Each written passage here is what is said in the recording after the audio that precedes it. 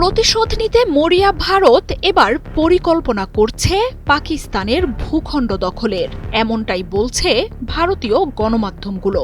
যতই দিন যাচ্ছে বদলার ধরন কি হতে পারে তা নিয়ে বাড়ছে জল্পনা। তবে ভারতীয় গণমাধ্যমগুলো বলছে পাকিস্তান অধিকৃত কাশ্মীরের কৌশলগত গুরুত্বপূর্ণ হাজিপির গিরিপথ এবার দখলে নিতে পারে দিল্লি। এই পথ দিয়েই পাকিস্তান থেকে সন্ত্রাসীরা ভারত নিয়ন্ত্রিত কাশ্মীরে প্রবেশ করে বলে দাবি নরেন্দ্র মোদীর সরকারের। তবে হাজিপির গিরিপথ ছিনিয়ে নিতে গেলে কাশ্মীরে আরেকটি গাজা তৈরি হবে বলে সতর্ক করছেন নিরাপত্তা বিশ্লেষকরা। সেনা, নৌ, বিমান বাহিনী, BSF, central reserve police force, SSB, CISF, special operations group সহ সব মিলিয়ে ওয়ালটন আবারও মিলিয়নিয়ার অফারে ওয়ালটন ফ্রিজ কিনে আপনিও হয়ে যেতে পারেন মিলিয়নিয়ার।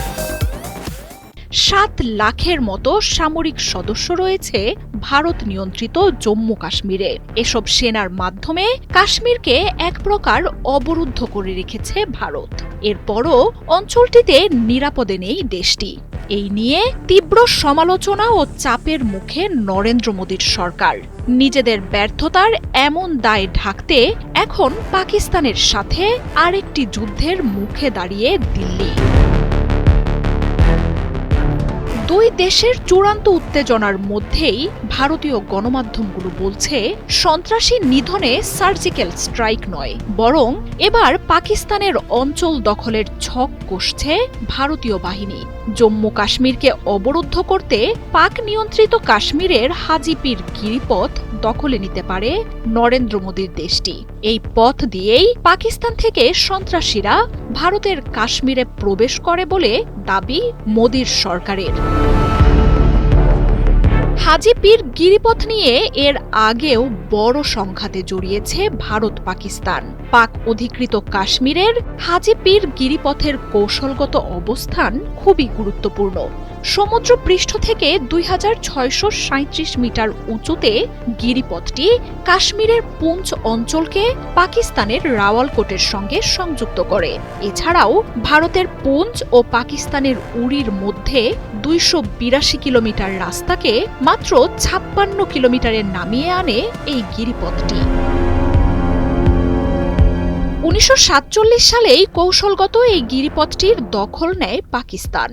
1965 সালের যুদ্ধে ভারতীয় সেনারা গিরিপথটি দখলে নিলেও তা ছেড়ে দিতে বাধ্য হয়। তবে সম্প্রতি আবারও সেই অঞ্চলটি নিয়ে কথা বলা শুরু করেছেন ভারতীয় রাজনীতিকরা। গেল জানুয়ারিতেই হাজিপির গিরিপথ নিয়ে কথা বলেন মোদী সরকারের প্রভাবশালী প্রতিরক্ষা মন্ত্রী রাজনাথ সিং। আর এরপরই পেহেলগামে ঘটেছে হামলার ঘটনা। এই হামলাকে পুঁজি করে ভারত আবারও গিরিপথটি দখলে নিতে পারে বলে জোর গুঞ্জন শুরু হয়েছে। গিরিপথটি দখলে নিলে কাশ্মীরে সন্ত্রাসবাদ শূন্যে নেমে আসবে বলে দাবি ভারতীয় রাজনীতিকদের। তবে গিরিপথটির দখল রাখতে পাকিস্তান সর্বাত্মক যুদ্ধে জড়াতেও দুবার ভাববে না। কাশ্মীরকে অবরুদ্ধ করে ফেললে সেখানে লড়াই পাল্টা লড়াইয়ে আরেকটি গাজা তৈরি হবে বলে সতর্ক করছেন বিশ্লেষকরা। মার্জিয়া উপমা, ৭১।